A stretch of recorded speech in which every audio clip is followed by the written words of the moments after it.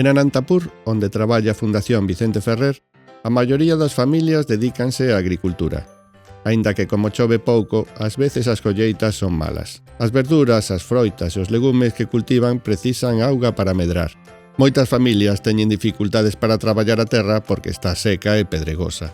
Unha boa colleita asegura acceso aos alimentos para toda a familia.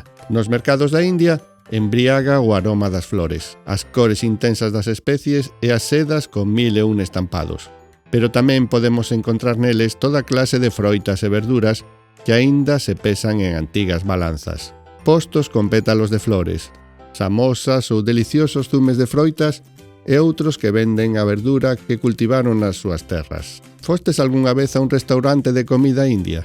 A cociña é principalmente vegetariana, baseada en arroz, verduras e produtos lácteos. É unha cociña onde as especias están moi presentes. A especia máis coñecida da India é o curry, que en realidade non é unha especia, senón a mestura de moitas especias en pó, como a cúrcuma, o coandro, a canela, o comino, os grans de mostaza e moitas máis. Un dos trazos principais da comida da India é que é moi picante. Gústavos o picante? Coñecedes algún prato de comida picante?